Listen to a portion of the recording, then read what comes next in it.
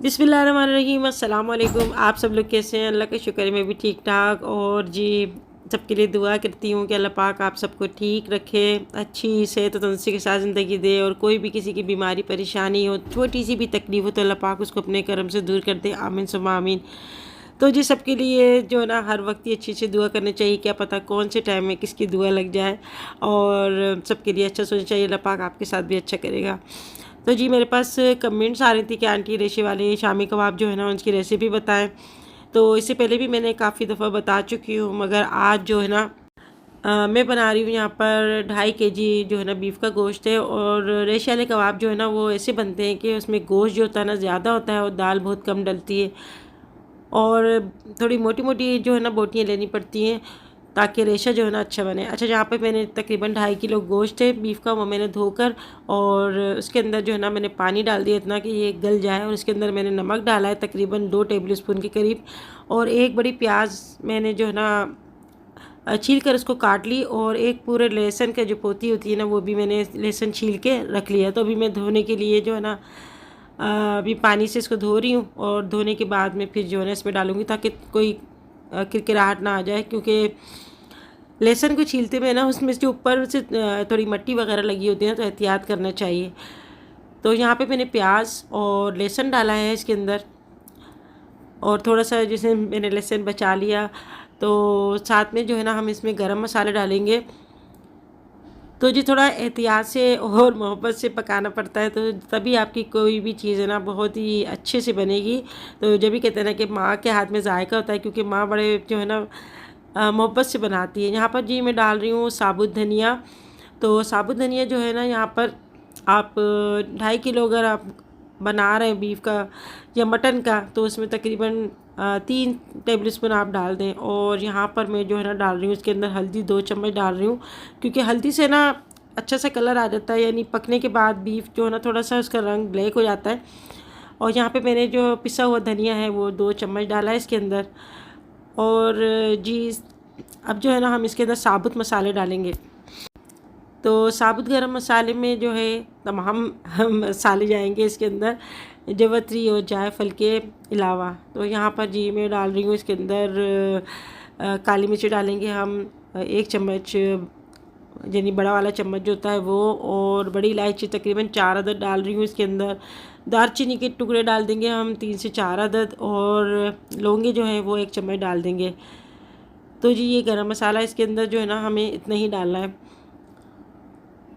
और नमक जो है आप अपने टेस्ट के मुताबिक जो है ना डालिएगा। मैंने जो है अपने हिसाब से डाला है इसके अंदर। तो नमक का अंदाज़ा जब हम इसको पीस लेंगे ना सिल पे या किसी भी ग्राइंडर मशीन में, तब आप इसको थोड़ा सा चखेंगे ना, तो तब आपको पता चल जाएगा। यहाँ पे मैंने गोल लाल मिर्च तकरीबन 20 से 25 अदद ली हैं, और उसको भी जो है ना मैंने पानी में धो लिया था, क्योंकि ये मिर्चों में भी ना डस्ट वगैरह लगी होती है, मिट्टी लगी होती है। तो ये भी जो है ना आप एहतियात से आप यूज़ किया करें। धोने के बाद आप जो है ना यूज़ किया करें। यहाँ पे मैंने सफ़ेद ज़ीरा जो होता है ना वो डाला है मैंने 2 चम्मच भर कर।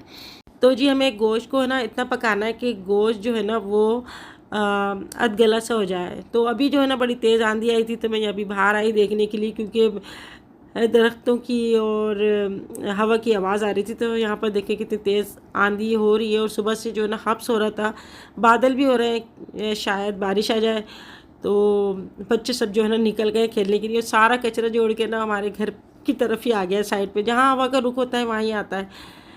तो जी अभी एक उबाल आ जाए उसके बाद जो है ना मैं इसको मीडियम फ्लेम पे इसको पकने के लिए रख दूँगी। और दाल जो है वो मैं भिगो दूँगी।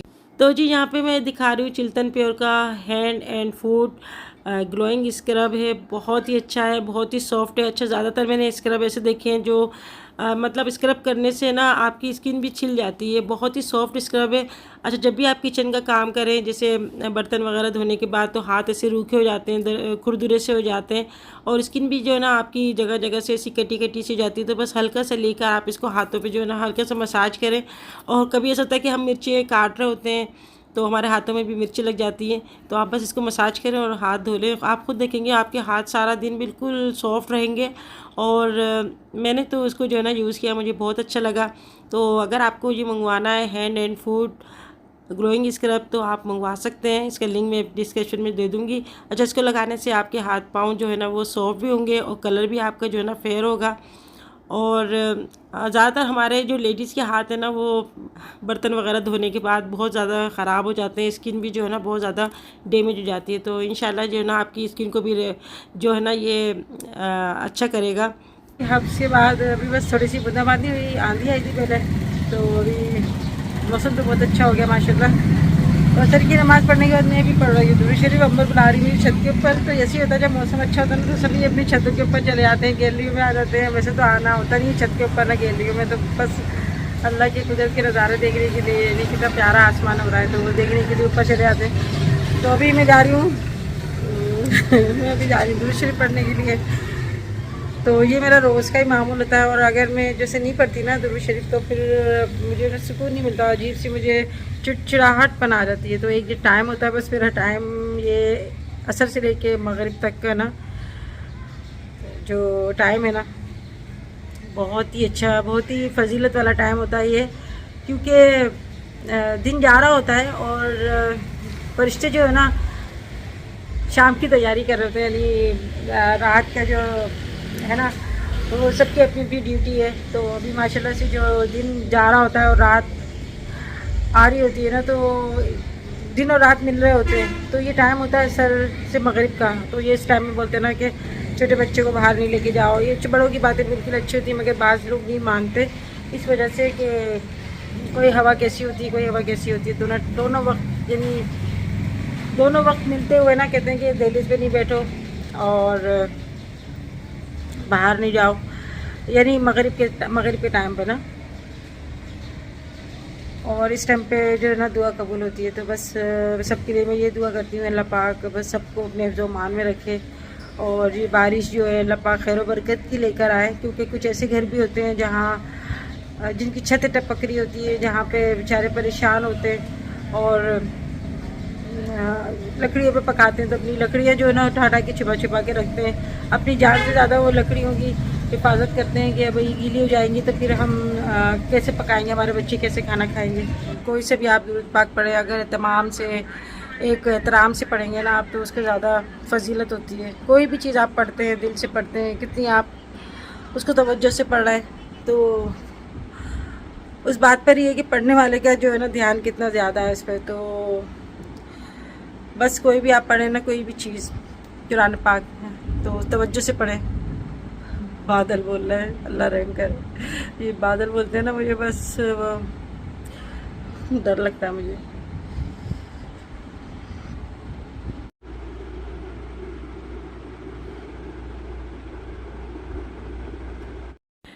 तो जी असर की नमाज़ अदा करने के बाद मैं आ गई किचन में। गोश्त जो है वो गलने के लिए रख दिया और यहाँ पर मैंने जो है ना चने की दाल ली है तकरीबन आधा किलो के करीब। तो 2.5 किलो गोश्त में मैं आधा किलो जो है ना चने की दाल डालूँगी। इसको मैं अभी भिगो देती हूँ। तो बस जब तक गोश्त गल रहा है दाल भी हमारी जो है ना अच्छा सा पानी के अंदर फूल जाएगी। तो दाल की मकदार जो है ना हमेशा आप कम रखें, तभी आपके अच्छे जो है ना शामी कबाब बनेंगे। और यहाँ पर जो है ना ये बन रहा है कीमा। तो मोहत्तर जो है ना कीमा बना रही है। तो रोज़ का यही होता है कि क्या बनाए। अगर ये होता है कि शामी कबाब अगर घर के अंदर बने होते हैं ना तो मेरी आधी टेंशन ख़त्म हो जाती है कि अगर किसी को नाश्ते में चाहिए होता है या दोपहर को या रात को तो भूख लग रही होती है तो फिर जो है ना जल्दी से शामी कबाब निकाले और बस इसको ना फ्राई कर लिया। तो ये बुरे वक्त में काम आता है। अच्छा, ये जो है ना कीमा ये बड़ा अच्छा कीमा बनाया है मोहत्तर ने और इसकी रेसिपी भी ना इंशाल्लाह मैं मोहत्तर से आपको दिलवाऊंगी क्योंकि मोहत्तर बड़ी एक्सपर्ट हो गई है कीमा बनाने में। तो सबके हाथ का अलग अलग जायका होता है। मैं बनाती हूँ, मेरे हाथ का अलग टेस्ट होता है, गुड़िया बनाती है और मोहत्तर बनाती। तो हमें जो है ना अभी मोहत्तर के हाथ का पसंद आ रहा है। तो बास चीज़ें उससे होती हैं कि दूसरे के हाथ की बड़ी अच्छी लगती है। तो मैं जो है ना तारीफ़ करती हूँ अगर मोहत्तर कोई चीज़ बनाती है तो बड़ों का काम है अप्रिशिएट करना कि बस तारीफ़ करनी चाहिए अगर अच्छा लगे। तो यहाँ पे मैंने जो है ना कढ़ी बनाई थी रात को और चावल बॉयल किए थे। तो मेरी तो ना फेवरेट कढ़ी है और मुझे ऐसे मौसम में ना गर्मियों में ख़ास तौर पे मुझे जो है ना कढ़ी वगैरह बहुत अच्छी लगती है। तो जी अभी जो है ना रात का टाइम है और गुड़िया भी आ गई थी। अभी देखें लाइट चली गई, उससे पहले गैस गया हुआ था। तो हमारे जो ना मैं यही कहती हूँ कि हमारे पाकिस्तान में ना लेडीज़ बड़ा मुशक्क़त करती हैं, बहुत मेहनत करती हैं। कभी गैस नहीं होता, कभी लाइट नहीं होती, और ख़ास तौर पे जब ज़रा सी बारिश हो जाती है, आंधी आ जाती है, तो फिर तो बस आप लाइट को भूल ही जाएँ। तो अभी जो है ना मैंने सोचा अब रात को क्या बनाए, तो आलू की तायरी बनाई थी और कीमा भी है साथ में। तो हम लोग बैठ के खाना खा रहे हैं, और गर्मी तो बहुत लग रही है, मगर बैठ के जब खाना खा रहे होते हैं ना और आपस में बातें कर रहे होते तो बड़ा मज़ा आता है। और शामी कबाब जो थे वो अभी मेरे रखे हुए हैं चूल्हे पे, उनको भी मैंने अभी जो है ना फाइनल करना है। और बस जब सब मिल बैठ के खाना खाते हैं तो कुछ ज़्यादा ही खाना खाने में आ जाता है, और भूख भी ना लगने लगती है, और मुझे लगता है अकेले इतना नहीं खाया जाता जितना साथ बैठ के खाते हैं।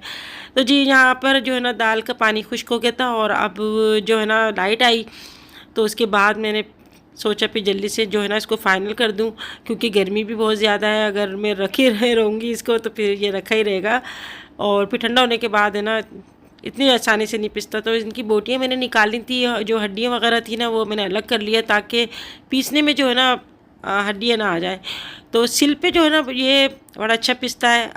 लाजमी बात है, इतना सारा तो मैं सिल पे नहीं पीस सकती थी, और फिर ये है कि रात का भी काफ़ी टाइम हो गया, और यही होता है मज़ा कि जब तक मेरा फाइनल नहीं होता ना मुझे नींद ही नहीं आती। मैं कहती हूँ सारा जो है ना काम ख़त्म करके फिर मैं ना जाऊँ अपने बिस्तर पे। फिर ये होता है कि रात को तहज्जुद का टाइम हो जाता है, फिर फजर का टाइम हो जाता है, तो बस पूरी रात जो होती है ना इसी काम में गुजर जाती है। अभी जो है ना मैंने इसको चॉपर में निकाल के लिया शामी कबाब को, और यहाँ पर मैंने जो है ना एक हरा धनिया की गड्डी ले ली, थोड़ा सा इसके अंदर मैंने हरा धनिया भी डाला है और अदरक का टुकड़ा भी लेके डाला है।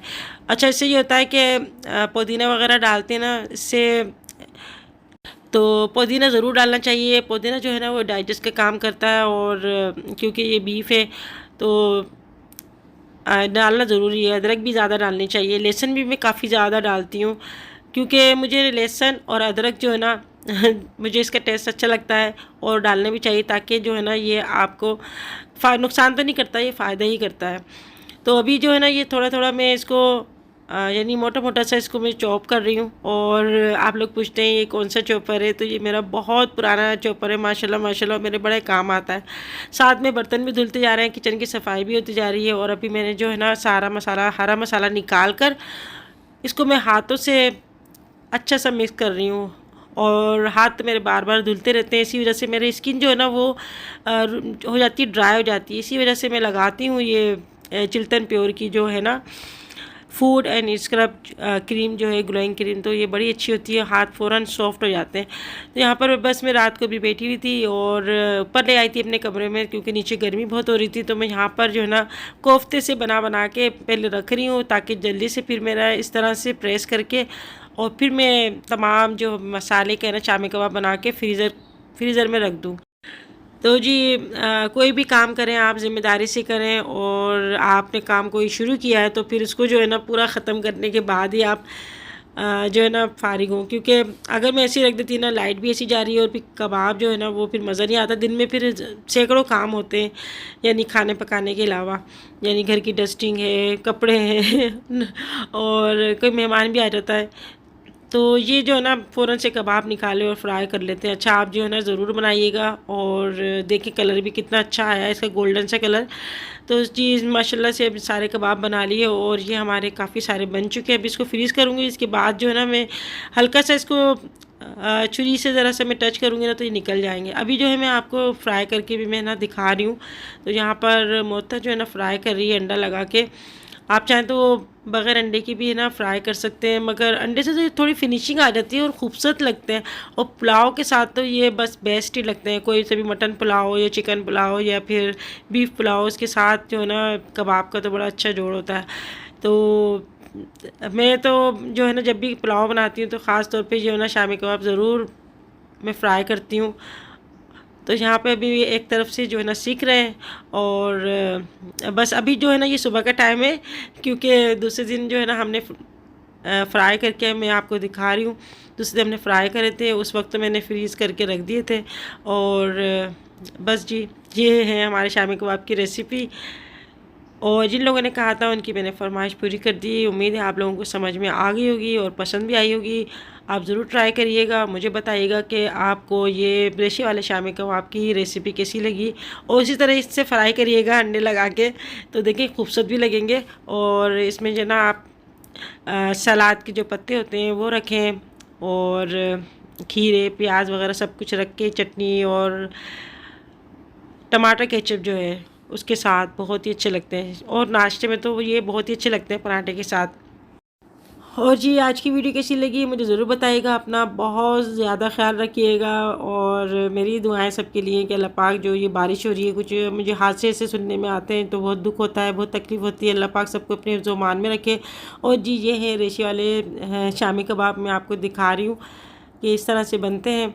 और फिर मिलेंगे इंशाल्लाह नेक्स्ट वीडियो में। तो तब तक के लिए अल्लाह हाफिज़।